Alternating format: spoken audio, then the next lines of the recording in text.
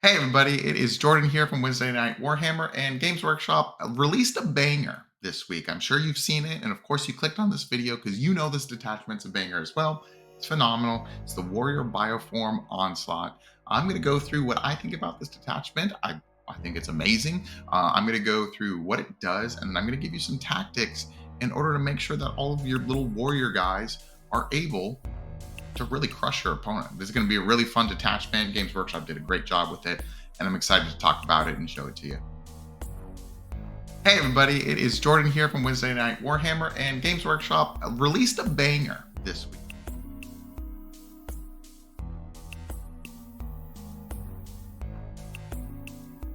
Basics of the detachment, it's actually pretty simple, and I kind of like it. It's just leader beasts, primes, and Tyranid warriors get a 5-up end vuln. And it specifically says the units. So if a winged prime is chilling with some gargoyles, yes, those gargoyles also do get a 5-up invulnerable save. Pretty funny, pretty strong, I think. But anyways, and then addition, warriors and primes get battle line, which that I think is the key thing, and they get OC3. So this is going to do a couple things. First, our warriors are going to be just a little bit more durable with that 5-up invulnerable save, helping them stick around a little bit longer. And then in addition, with battle line, it's really going to allow for us to spam as many warriors as we would like to. There's a possible 72 warrior list that you could run. Kind of crazy. Moving right along to cover the basics of the detachment so we can get into those really cool tactics, we're talking about our enhancements. And before I dive into all 4 of the enhancements, this detachment is kind of weird where it almost traps you, and every single one of these enhancements is phenomenal. But what we're going to see is each of these enhancements, except for one, is also pretty expensive. And I'll talk about it in a little bit, but there's one like configuration where you'll take 3 enhancements and it's going to be 70 points. So kind of look at that when you are making your list to make sure that that 70 points is being best used as enhancements as opposed to maybe just another unit. But let's talk about it, and I'm going to explain why I think all of these enhancements are very strong, and probably the 3 that I'm most excited about. So first up, we have Synaptic Tyrant. Neuro Tyrant can lead Tyranid warriors with melee or ranged weapons. Amazing. It's just 10 points. It's very cheap, very efficient. Narrow Tyrant's going to give them +1 to hit, which honestly I feel like melee warriors really, really want. And that is something that they can be really successful on because that makes them hit on 2s and then reroll 1s, which allows for a whole lot of damage. However, if you do go with them, then that means you are missing out on the sustained hits from the Winged Prime, which I also think is an incredible rule as well. So understand that you are getting +1 to hit, but you're also not getting sustained hits. So oftentimes when I was kind of trying to make a preliminary list for this detachment, I was leaving this enhancement at home, if I'm being honest with you. But next, Ocular Adaptation. This is really funny. We just talked about giving the Tyranid warriors +1 to hit from the Narrow Tyrant. Well, why don't we do it with the Wing Prime instead? So it's 20 points, and then the attached unit gets +1 to hit. And the Wing Prime also gets +1 to hit too, but he's hitting on 2s regardless. So this is a very strong enhancement. I think it's probably the second best of the detachment. And like I said before, Tyranid warriors hitting on 2s, reroll 1s is disgusting, especially when you are able to keep that sustained hits. I think this enhancement is very strong. It's very powerful. And it's probably one that you're going to be looking at and doing your best to grab when you're building your list. Last 2 enhancements are still very strong. The next one, Sensory Assimilation, Wing Prime only. The attached unit gets -1 to hit. So if you're ranged or melee, I think it's probably better with melee because they're really going to get stuck in, and just giving them an additional bit of survivability alongside the 5-up invuln could be pretty strong, honestly. And that's only 20 points. So could be kind of cool. I thought that Venom Throats would be strong in this detachment as well, even with that enhancement. So kind of way if you're worried about your Tyranid warriors being hit from ranged, kind of way the 20 points versus 50 more points to get a squad of Venom Throats. That might be something to look into. But it is a good enhancement because it also is -1 to hit in melee too, which is strong. It's exciting. And then last but certainly not least, probably the strongest enhancement and most basic one is elevated might. Tyranid's model only unit gets advanced in charge. Now, the first thing that everybody's thinking is yes, melee warriors throw advance and charge on them, and they're going to do great things. That's true. I cannot argue with that. That's phenomenal. That's why they're good in Vanguard Onslaught, is because they have advance and charge. Um, and spending 30 points on that is fine. I think that's a pretty good use of your point allotment. But also, it's Tyranid's model only. So this this actually allows for your hive tyrants to maybe advance in charge. If you want a gene stealer brick in your warrior detachment, then your gene stealers can charge. If you're not interested in using Vanguard Onslaught, but you want to lean heavily into warriors, but still have that little spice of gene stealers, then you can absolutely do that, which is pretty neat. That's really cool. Some really good options there. However, 30 points for an enhancement. It's kind of crazy. That's a lot of points. So the 70-point enhancement like configuration that I was talking about before was the +1 to hit, then the -1 to hit, and then the 30-point advance in charge. That's 70 points. That's another Tyranid unit. All of those enhancements are very, very strong. However, you have to think about how many times are your warriors going to activate before they die, um, and if all of those extra points added onto the unit is actually worth that investment, or if maybe it's better to pick one or two of these enhancements and use the other points left over to I don't know, maybe get an entirely new unit. And this is the first time that I've really thought about that with a detachment, because most of our detachments, like yes, like Invasion Fleet, Adaptive Biology is 25, and then Alien Cunning is 30 points. Um, I don't know, but I just feel like so many enhancements being slammed on these characters that frankly are not really that durable. Uh, might be worth considering maybe just picking one or two as opposed to slamming all of these really cool abilities on all of your units at once. Here's where we start to cook a little bit. Look at these stratagems. There's some really really strong stratagems in these detachment, and I think they've taken it in a pretty interesting direction to allow for Tyranid warriors to greatly benefit from these stratagems, but also to enhance the rest of the army, and make sure the rest of our army is activating in a way that we like it. In addition, there's kind of like there's like a endless multitude plus warriors kind of like sub theme within the detachment. I'm gonna be honest, I'm not a huge fan of it. Because a lot of it is oftentimes making the endless swarm, or rather endless multitude units, attack stronger. And most of the time when I use those units, I'm not really interested in having them activate in the sense of attacks. I just want them to be at a place at a certain time. You know what I'm saying? But let's take a look at it.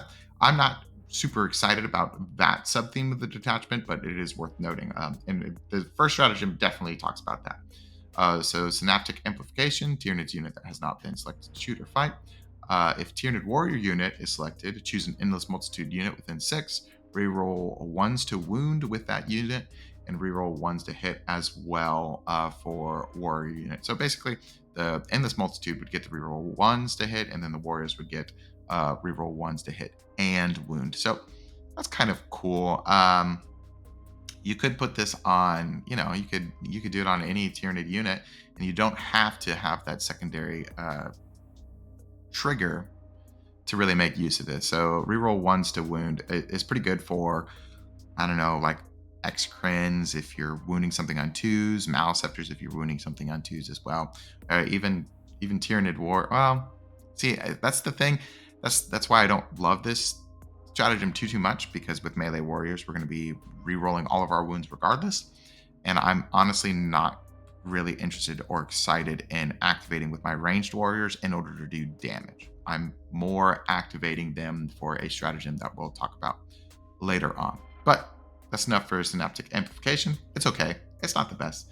Synaptic Micronodes, Tyranid's warrior unit, sticky the objective that the warrior unit has control. And I'm kind of summarizing all of these stratagems. It's not the exact wording, but that's pretty much the gist. This is pretty good. I think Tyranids really didn't have a super available stratagem for sticky objectives. We definitely don't have a unit that does that. So I'm excited that there is something in this case where we're able to do that. Um, It does allow for some pretty good, draw play where you sticky it with warriors, and if they don't have a chance to kill it, then you can either sticky it and then advance and go further into your opponent's lines, or you can go backwards and make your opponent come closer to you. So I think it's a pretty interesting stratagem. It's one of those stratagems that I think has a very high skill ceiling. You have to really think ahead and understand how to use it and its best use cases in order to make the absolute best of the stratagem. But it's definitely strong, and I'm happy that Tyranids have easier access to it. Um, Last on this slide is spontaneous hypercorrosion. This is a stratagem that I'm very excited for. I will not lie to you, and we'll talk about it a little bit more. Tyranids unit that has not been selected to shoot or fight, +2 to that unit's weapon's range strength, or +1 to the melee strength if that unit is a Tyranid warrior unit. All right, so two things in ranged, we're not using this on ranged warriors. I'm sorry. I know they're going to have like 80 different profiles with the Barb Strangler, Venom Cannon, and then Death Spitter. I guess it's just 3. But I know that there's some cool stuff that you can do. I think Death Spitters would be on strength 8, maybe strength 7. I forget. But this screams Maliceptor to me because, and I know that's annoying. We're in the warrior detachment and I'm talking about how good Maliceptors are, but Maliceptors activating at strength 12 really allows us to kind of not worry about our anti-tank so much, because strength 12 is kind of this breaking point that I feel like a lot of armies need with a ranged weapon. And Maliceptors being able to activate at strength 12 is just phenomenal. In addition, Exocrines in strength 11 as well. I'm just really excited to see +2 strength on any of those ranged weapons, and they can just do disgusting things with that. It's amazing. In addition, Tyranid Warriors going from strength 6 to strength 7 with Twin Linked is actually a phenomenal breaking point if you think about it. So Tyranid Warriors are base 5, they get +1 for their strength because they're synapse all of the time, of course. And then if you put them to a strength 7, the reason why that is such an important breaking point is that because toughness 12 units, now the warriors are going to be able to wound on 5s. And I know wounding on 5s is not the most attractive thing in the world, but because they have twin linked all of the time, wounding on 5s um, is actually really good. So that means a third of your attacks are going to wound each time that you roll, and then you'll re-roll, and then it's another third of whatever's left over. That's a phenomenal breaking point. I'm very excited about Strength 7 Tyranid Warriors hitting in melee, and that is why I think this is one of my favorite stratagems of the detachment. Last 3 stratagems, there's some pretty good ones in here as well. This first one I'm really excited about is Parasitic Payload, Tyranid ranged unit in shooting. So this is your Tyranid warriors, your ranged warriors. Once they select something to shoot, you're going to ignore cover for that unit that shoots, and then all Tyranid units after that shoot at it also ignore cover. This is basically getting rid of the Pyrovore tax. And again, I'm talking about Maliceptors again. I apologize. They're just so good. This I feel really allows us to use a Maliceptor and not worry too much about the -2 AP that I'm often worried about, because our Tyranid warriors are able to reach pretty far from 24 inches with their smaller guns, knock off cover from that, and then allow the Maliceptor and then everything else to activate after that. It's pretty strong. It's basically +1 AP for the rest of your army, because in 10th edition everything is in cover if your opponent wants it to be in cover. So I mean, if you're playing against most opponents, that means that a lot of their stuff is going to be in cover a lot of the time. This is probably going to be a stratagem that you use pretty frequently if you are running a kind of combined arms version of this detachment, which I am. So this is a very useful stratagem, and I was really happy to see it as well. Restorative Impulse, Tyranid's Warrior Unit, regen 1 Tyranid Warrior model. And that's in your command phase, of course. So you're able to get back onto an objective and do other things like that. Maybe put 1 in engagement range and kind of flip the tide of a combat if you're stuck in or something like that. It's very strong. Just 1 CP, bring back a dude with 6 attacks that has sustained hits and twin linked is very strong. And the fact that they're 3 OC, I don't know, just 3 OC, 1 CP for 3 OC on a point can really, really help your primary game. And I think it's a strong strategy. I also like that it's very simple. It's just you get back a dude, and that's it. It's amazing. Synaptic Shield. Tyranid warrior that has been targeted by a ranged attack, -1 to wound that unit if incoming attacks. Strength is greater than Tyranid warrior's toughness. That's great. It's very simple as well. Um, I'm going to be honest with you. I think this is good. However, a lot of times the weapons that are firing into Tyranid warriors, if they're already higher than strength, then it might be a little bit tough for your Tyranid warriors. So this does help their durability a whole lot. But and I'll talk about later on in the video, I wouldn't lean on this stratagem as I'll play this stratagem. All my Tyranid warriors are going to survive everything. Don't allow the axis of this stratagem to fool yourself into thinking that Tyranid warriors are a very durable unit. They're not, and a 5-up invuln is definitely a step in the right direction for durability for them. However, that's only a third of the time that you will be saving with that invulnerable save. So understand that, yes, this is a very strong supportive stratagem. However, it still doesn't allow for your Tyranid warriors to be invincible. Okay, now that we've gotten the basics, we know what the detachment does, we know how things, kind of work with the stratagems enhancements. We can really do my favorite part of these videos is talk about more than that and talk about how they're going to be on the table and how I think they play and they work well. So we're first going to start with the strength of the detachment. This is the good stuff. Okay, this is the reasons why you want to play this detachment, the reasons why I think this detachment is actually a relative competitive choice. Very high OC. Every single one of your Tyranid warriors is 3 OC, which 3 OC for one body is huge, and whenever I talk about gargoyles, one of my most favorite thing is that they're OC2, but with Tyranid warriors being OC3, that's phenomenal, and with stratagems like regrowing the Tyranid warriors onto a point and with their ability to charge onto points and take out units, I think 3OC is a huge point, and it's something that should be considered as one of the strongest points of the detachment. Um, it makes efficient units better. I was actually excited to see a lot of the stratagems are not only for Tyranid warriors. Like, yes, the stratagems do support the Tyranid warriors and make them better. However, it also allows for things like I said, the strength 12 mouse up here, the strength 11 exocrine, and removing cover and stuff allows for the rest of your army, not just the Tyranid warriors, to be better. So it kind of just allows for us to, like, yes, we're going to lean into the Tyranid warriors because that's kind of what the detachment is all about. However, it still allows for us to play our good units, and we don't really have to make sacrifices in our list building. We can just play a mix of Tyranid warriors and then some of our better units, and the detachment still works phenomenally well. So I'm very excited for that as well. In addition, Tyranid warriors are an incredibly efficient unit. I don't think we see them a lot because they are fragile and because it's hard for them to get into combat. I think this detachment, helps with two of those things immensely.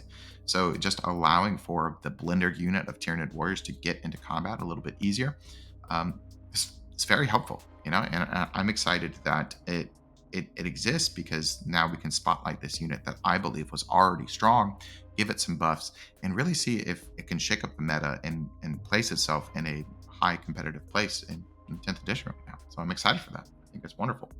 And then I think the next bullet point I touched on a little bit, stratagems that allow other units to be stronger. Again, we're just able to play good units in this detachment.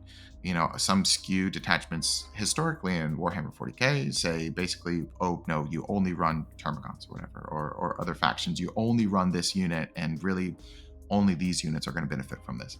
That's just not the case with the detachment, and I'm pleasantly just surprised, especially after my one game that I was able to play with it so far, where it's just the truth. It's just Tyranid warriors are better, and then all of your other stuff is even better on top of that. So they really did a very good job with that. On theme, powerful enhancements. I don't always think fluff first, but I do definitely think it's cool that you can do things like the Narrow Tyrant is joining stuff. Wing Primes kind of get this place of highlight. They're a very cool model, and I feel like they're finally able to be used in a way that is flavorful and competitive. Yeah. Each unit is strong by itself. I always talk about how Tyranids like to castle up and stack a bunch of synergies in order to function and kind of move up the board together. This detachment does allow for that kind of strategy if you're using a Hive Tyrant with a shooting castle. But however, Tyranid warriors are just going to be able to activate on their own, and they're going to be able to activate into whatever they want by themselves. And they do perfectly fine doing that, and they don't really need the buffs because of how strong they are.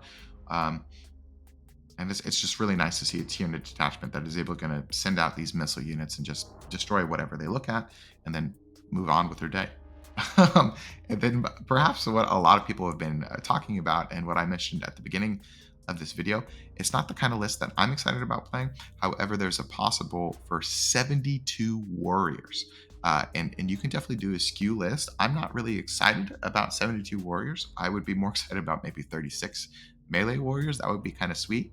But there's definitely a possibility for a skew list where you have just a bunch of warriors. And then at that point, I think the 5-up invulnerable save really kind of churns with a hard amount of durability.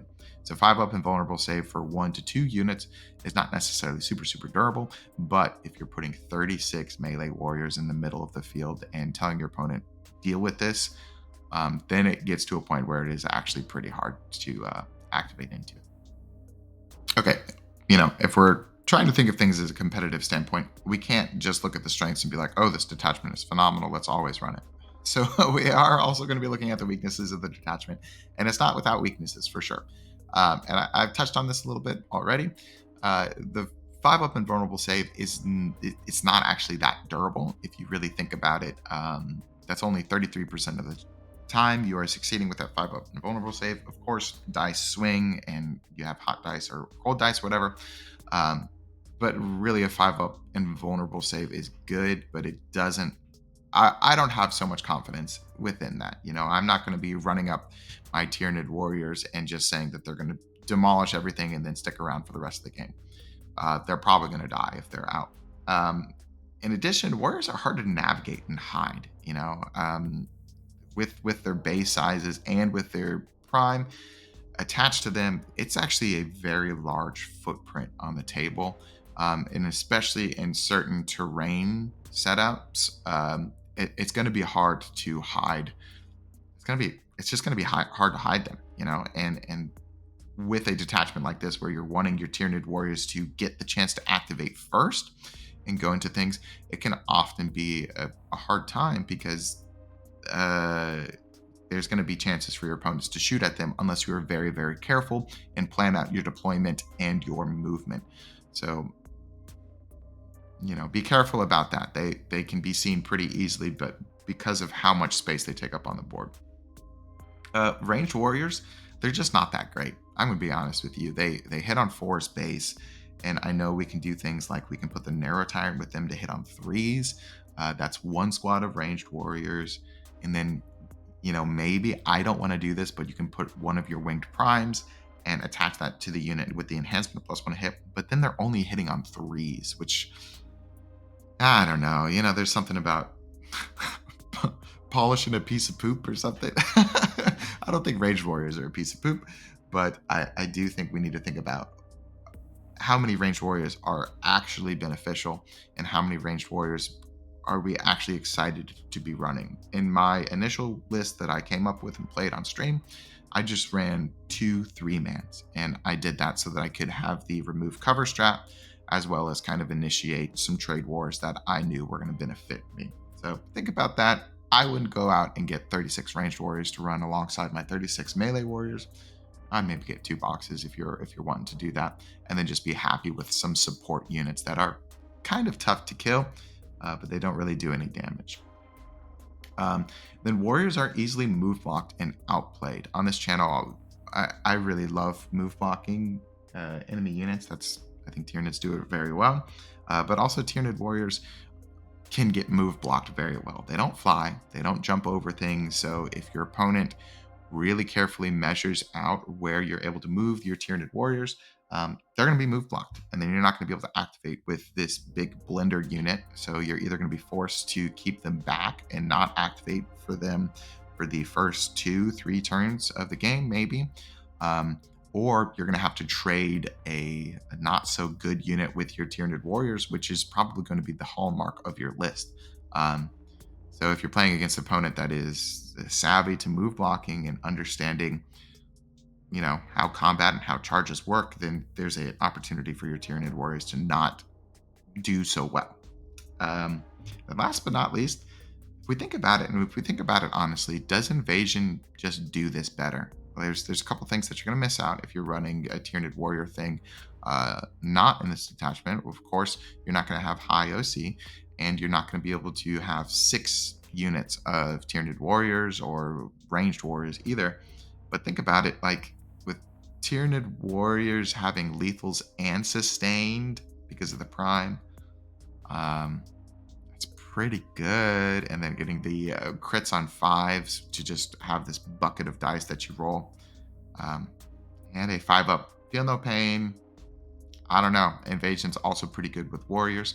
I'm I still think, however, if you really want to play a whole bunch of warriors, this detachment is your go for. But also when you're making your list, kind of look at it in Invasion Fleet as well and be like, does Invasion Fleet just do this same thing, but maybe with a little bit better of a damage buff? It's worth considering and worth taking note in. It's the commercial slide of the video. Welcome. Thanks for coming on in. Yes, I still have the Gene Stealer picture. I think that picture is phenomenal and perfect. Can't be improved on. If you're not subscribed yet, you should subscribe. Honestly, if you're here watching Tyranid Tactics and you've gotten this far, hit the subscribe button because the content is very consistent and it's coming out weekly and it's high quality, in my opinion at least. And we're always going to provide you with some really good tactics choices and some really good battle reports every single Wednesday night. So subscribe. Come on. It costs you nothing and helps us out a lot. In addition, we're doing weekly army list review shows. Submit your list through the community post on Wednesday Night Warhammer, this YouTube channel. All of those lists will be reviewed. Members get priority. So if you're interested in buying me, my buddy Zach, Mike, and Dylan a cup of coffee that we share together, and then your Tyranid list getting reviewed quicker, consider supporting us by that, and then submit your list, and I'll take a look at it as soon as possible. Every single Wednesday night, we're doing really cool battle reports. We get into some crazy shenanigans. People are eating really hot, spicy peppers if we reach our member goals. It's very fun. Fingers crossed I won't have to do that, but I might have to do it upcoming on this Wednesday. And we're a little bit behind schedule on getting this giveaway started, but we do have a Imperial Knights Battle Force box that we are going to be giving away in the month of December. It should be starting very, very soon. Head on into our Discord to find out some more information about that when we announce it. Last but not least, I'm not moving our goal. I just want to say thank you again. We reached our yearly goal of 3,000 subscribers. Absolutely crazy, but thank you for the support, and we're going to continue to do our best to give you quality Tyranid and Warhammer 40k content. Okay, before we get into some visual aids, talking about my specific list that I ran on stream and kind of getting a little bit of physical, tactics, I just want to kind of go over my overarching thoughts when I'm preparing to play a game with this specific detachment. So here are the overall tactics. First, warrior squads cannot be a primary punch. I don't think you want to commit these Tyranid warriors first. You want to run up the field with something that doesn't matter so much, is maybe efficient, maybe durable, and then make your opponent come out and commit in a position where they are not going to have a good time when your Tyranid warriors come out and activate. And that kind of goes into my next bullet point, is it should be coupled with durable units. I actually really like Maliceptors in this detachment because the Maliceptors go up, they tag a point, your Tyranid warriors are right behind. There's a pretty strong case that your opponent doesn't kill a Maliceptor, or if you have two, there's a pretty strong case that your opponent doesn't kill both of your Maliceptors, and then your Tyranid warriors are able to jump out and activate into whatever came out to try and handle your Maliceptors. And then your Tyranid warriors are coupled with the -1 to hit aura, which allows for them to be even more durable. And then you are able to, advance your gameplay from that point on. So I think that's a very strong starting point with a detachment like this. Tyranid can be cool as well. I think a Flamer just heading up the center and then the Tyranid warrior supporting behind the T-Fex with the Flamer could also be very strong. This detachment screams to me for a need to overwhelm the board at once. You're going to run at least 3 squads of melee Tyranid warriors at least. That's what I landed on, but I really think that is the starting point when you run this detachment. Those squads activate really well by themselves, and they And if you are able to activate with three Tyranid melee warrior squads into three different places, or combine two squads into one, that's a huge problem for your opponent to deal with.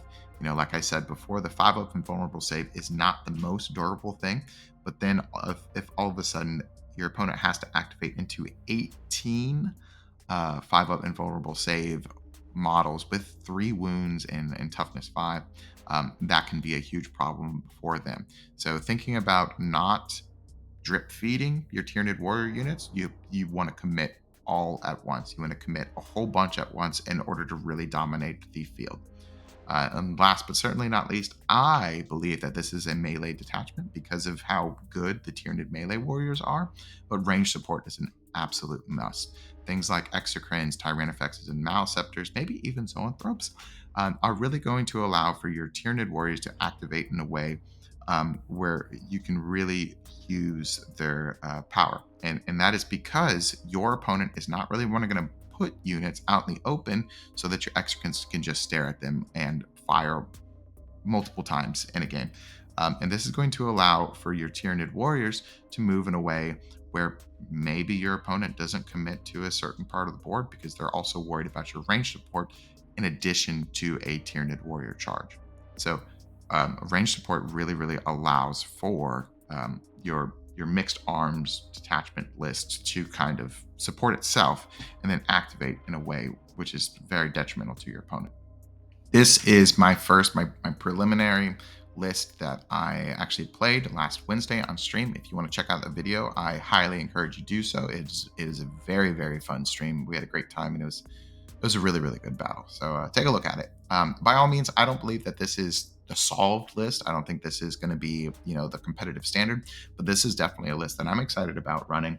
And it was kind of my first ideas, and it kind of runs with all the synergies and tactics that I've talked about in this video. So let's look at it. First up, we have a Hive Tyrant. It's just going to be good. Bone Sword, Lash Whip, and the Venom Cannon is going to allow for all of our range support to get lethals, as well as that Assault Aura that is very essential. He's just a good character. Then we have 3 primes, of course, one of them having the advance in charge. Notice I really didn't have enough points in this list to get any of other enhancements. I knew I wanted an advance in charge unit, and I just kind of left the other good enhancements at home. I think there's an argument to try and shuffle some points around and to really, push for one, but I decided not to. Also, notice no Neurotyrant in this detachment. And the reason why I had it is, one, the stratagems enhancements and overall flavor of the detachment doesn't really need so much extra synapse because every single thing in the entire detachment is basically a synapse model. So we don't really need the neuraloids as much. And then we're not really counting on Shadow in the Warp too much because we don't have a Neurolictor. I mean, yes, it's going to be useful to flip objectives and everything, but if you also think about it, a lot of the times, especially if you're activating Shadow in the Warp in turns 3 or 4, your warriors are going to be up in your opponent's face and they're going to be tagging things and projecting that synapse. So a lot of your opponent's army is already going to have that -1 from the synapse debuff already. So at that point, do we really need the Neurotime? And in this case, and for that stream that I was on, I decided no, and I just went without it. But the rest of the list, we have 2 10-man gargoyle squads. Of course, never leave home without them. 3 6-man melee warriors. I think that's going to be at least the standard in this detachment. You could go more. I think that's absolutely fine, but you do end up running out of space. Also, I like 3 because then that allows for 3 winged primes. And so all of our melee warriors are going to get the sustained hits, and we're really making the use of our points that we're using for those squads. It's just a thought. And then 2 3-man ranged warriors. I use these guys as just like initial threats, not really threats, but initial OC points where maybe I go out and tag an objective, and it's a little bit annoying for my opponent to remove because they are kind of durable for their points with that 5-up invuln. And then with T5, it is actually kind of annoying for your opponent to deal with, but they have to deal with it because it's OC9, and it really you can do sticky objectives with them, and you can do other things that kind of forces your opponent's hand. Then the rest of the data sheets, of course, we have Bioform, always have it. 2 Exocrines, I really like Exocrines in this for that long range support, as well as Strength 11 possible. Is very good. two lictors just for, infiltrate shenanigans and scoring, and then two maliceptors because maliceptors hitting at strength 12 are really good. And then, like I talked about the synergy in the game plan before, with maliceptors going up first, tagging an objective, and then allowing for a positive trade with your melee warriors, getting that -1 to hit aura, and just being able to have an anvil in the middle of the field really allows for this game plan to, I don't know, function. That's my sample list. If you want to go see in action, our most recent live battle report, Tyranids versus Death Guard. It's both of the new detachments. I would love for you to check it out. It's a really, really good live stream, and I think you'll see a lot of these tactics that I've talked about in use in that video. Check it out. First thing I do when I'm actually trying to test out a list is, even before I take it to a table, you know, with an opponent, is I test out deploying it and I see if it actually can fit in this. And so for this specific list, I'm automatically have my strategic reserves ready, and pretty much every single game, this is what I know I'm going to do. I'm going to have one Tyranid warrior squad that is going to be in strategic reserves because I want to rapid ingress it. Then I'm going to have one exocrine just to be able to pop out and support whoever it may needed. And then I'm going to have one 10-man gargoyle squad in strategic reserves. I think that's just the standard because they can jump in, shoot and scoot, take objectives, and just be annoying, and deep strike and be annoying wherever they want. So I kind of always like having a standard game plan for those strategic reserves and my deployment. I don't know. I just think it's really good. I think if you're able to kind of design your list with a couple of units in mind to always have that later game threat, I think that is definitely a tactic to have, not only in Tyranids, but in any army that you play. The rest of the deployment, let's talk it over for a second. This is actually one of the hardest terrain setup plus deployment missions that you can get. And I highly recommend practicing deploying in this. This is terrain setup 6, and then it's search and destroy. I'm actually about to play an RTT where that's all of the missions is search and destroy and terrain setup 6, which is tough, but it's really good practice. And that's because there are only so few safe spots against ranged armies that you can do. And if you look at this, my maliceptors are positioned where the top one is going to go up north to hopefully tag onto that objective. And then the middle one is going to go and activate into the center, supported, of course, with these two lictors. Now, this isn't the entire army because I didn't want to clog up the visual so much, because it would be hard to see. But then I also have these gargoyles right there. The game plan, of course, is to have maliceptors initiate, or even just lictors, and save the maliceptors for an additional turn, especially if we go first. And then for my Tyranid warriors to stage up, and I'll show you in the next slide, and then activate from a midpoint in the battlefield as opposed to just running them out immediately. So that's kind of why I've deployed like this. Exocrine is able to move up if it wants to in order to look through the middle, or it's able to move to this side in order to get a good shooting area as well. So let's talk through the bullet points that I have there.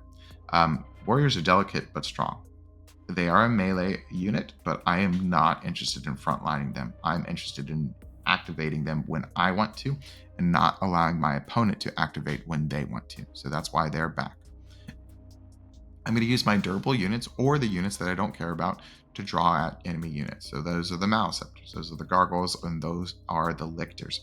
Force your opponent into a place where they have to do something to your objective markers to prevent you from getting 15s on primary. That should be your goal every single turn, is making your opponent come out and take primary away from you, as opposed to just allowing for your opponent to take the board. Advance and charge doesn't mean you have to commit. This is actually pretty much exactly how I deployed my live stream last Wednesday. And believe it or not, but the back unit of Tyranid warriors is the advance and charge unit. And that's because I want to stage them behind either of those staging terrain features, and then I want them to jump out to either the center objective or to the top or side objective. And that's how I want to treat them. I don't want them to be a first threat. Rapid ingress is cool, and that's why I have one squad of Tyranid warriors, is because they're going to be able to come in and rapid ingress and then counterattack in an area where they can.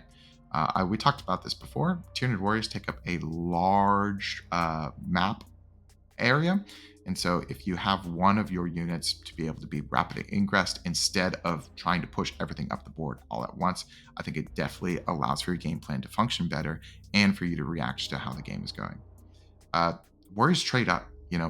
They're, I believe, 230 points or something like that, but they're going to be able to activate and kill things that are of a higher point total, and they're going to be able to do that regularly. So don't send them out to things that your other units can take out. Really save them and activate them in a way which allows for them to function in that trading up area. And I feel like we've talked about it a lot, but allow for screening units to dictate when fights start. Send out your gargoyles, block your opponent, send out your maleceptors and your lictors, and make your opponent commit to the center of the board before you commit with your beautiful, delicate Tyranid warrior units. All right, so this is kind of stage two. This is kind of how I believe my game on the live stream kind of went, and I'm just showing you how I would move things. Okay. So we can see that the advanced charge unit has advanced directly behind that diagonal terrain feature, and then the other warriors have moved into that terrain feature in order to jump on the middle objective if we need to. And then the gargoyles went all the way, and I'm just simulating them taking away primary from our opponent. Then you can see the maleceptors are both towing into those objectives and causing for your opponent to maybe dedicate things into the maleceptor, and then your Tyranid warriors can activate to whatever towed onto that objective, which is very, very strong. In addition, I've brought in my Exarchant from Strategic Reserves on the very south battlefield edge, and that's a perfect place for it to activate. There's so many lines of fire that it can activate into, and then it also allows for my Exarchant to peek out right there and then go shoot out. I'm talking about the one that was already on the board. Sorry. And it is able to have both some crossfire there where both of them can activate into whatever they want, basically. Then on the top left, and I know I should be using a mouse to show all you guys. Apologize about that. But on the top left, the Tyranid Warrior Prime is just representing the unit of Tyranid Warriors that rapid ingress, and that's going to allow to really kind of push through the rest of this game. And that's pretty much what happened in the live stream on Wednesday against Death Guard. Again, I recommend if you're interested more in learning about how this detachment works in gameplay, check out that video, and it can really show it's fun. We had a great time, and I think it also shows how this army activates in a way. And I think that this kind of setup, this kind of trap, doesn't really allow for your opponent to have any good choices for activations. Because they either have to commit too much to these maleceptors in order to really kill them, and then your Tyranid warriors are able to jump out and kind of punish your opponent for doing so, or they're just not going to put enough, and then you're going to win on primary. It's either or, and it kind of allows for you to have a really good flow of the battle. I hope that makes sense. Last but not least, with any melee army, please make sure you are watching your CP. You definitely don't want to send out your 3 Tyranid warriors into a position where your opponent has 2 CP and they're going to interrupt, and then all of a sudden one of your Tyranid warriors is not trading for anything. It just evaporates and dies. So watch your opponent's CP and don't fall into a trap. Things to remember before I leave you with this beautiful detachment. Going straight down with these bullet points. Ranged warriors plus maleceptor equals profit. Really using the ranged warriors with that hyper corrosive, I think that's what the stratagem is called, or parasitic payload. I think that's actually what it is. What a cool name. Using that to strip cover off of any of those units and allowing for your maleceptor to be at AP2 all the time is very, very good. I really like maleceptors in this detachment. I'm sure you can tell. And I think ranged warriors allow for a very efficient way to ignore cover. You will win OC battles. Tyranids is a faction that already had really strong OC with Hormagaunts, Gargoyles, Termagants, and everything like that. In addition, with 3 OC bodies on Tyranid warriors, you're just going to win OC. So kind of try and lean into making sure that your opponent has a hard time winning the primary game. I think that's a great idea. Bait with durable units, finish with warriors. You don't have to use maleceptors. I know I've talked about them a lot, but they're a good example of that. Again, Tyrannifexes are really good as well. You could do something like a Harspex, maybe, to go out there and kind of initiate this high durable unit, and then have your warriors kind of mop up whatever your durable unit was not able to kill. Kind of think of that as a 1-2 punch, and I think you'll do well with it. Strength 7 with the spontaneous hypercorrosion is a phenomenal breaking point for melee warriors. Remember, that is going to allow for strength 12, for toughness 12 to be wounded on 5s with Twin Link. It's just very, very strong. Also allows for custodies to be wounded on 3s with Twin Link. It's amazing as well. So kind of lean into that strength 7 point. That's a huge breaking point, especially with Twin Linked. Regen warriors to take points. Use that stratagem. Put an extra 3 OC on an objective, and oftentimes 3 OC is a really good point where you will then flip objective markers, because a lot of models are 2 OC, a lot of models are 1 OC. So being able to spontaneously add an extra 3 OC to combat that primary game is very, very strong. Rapid ingressing a squad of warriors. I think the biggest detriment to warriors is they are hard to get places. So get them to the place where you want to during your opponent's turn, not on yours, and then allow for them to make a very strong charge and then profit off of that. I don't like trading warriors. Warriors are not a unit where I am okay just sending them out and having them die. I want warriors to be able to kill the thing that they're activated into, and then possibly live for another turn and then activate again. So always make it a point to not trade with your warriors. Activate with them and activate with them again and again and again, and set up your game plan so that they last for the majority of the game and not just one and done. And then with this detachment, there's a fine line between not enough and too little warriors. We didn't really talk about the 72 warrior SKU list. That's for a couple of reasons. I think that's a teams list. I think there is a possibility where that is a strong list. However, I understand that probably most Tyranid players don't have 72 warriors. And I also think that it is not really the list that I am super excited about running. So I think that this detachment, you are going to run a lot of warriors. I was running 24 in that list, but I think it definitely functions best with a combined arms kind of feel, where you have this range support to back up your warriors, and then you allow for all of your big bone swords and sharp claws to really dig into your opponent and then take the rest of the battlefield. Thank you, Games Workshop, for a fantastic detachment. I hope you're enjoying our new Tyranid Warrior Overlords. I hope you enjoyed this video. If you learned anything, comment, like, subscribe. Consider supporting us as a membership. Submit your Tyranid Warrior list in the community tab, and I'm going to see you Wednesday. Thanks for hanging. Bye.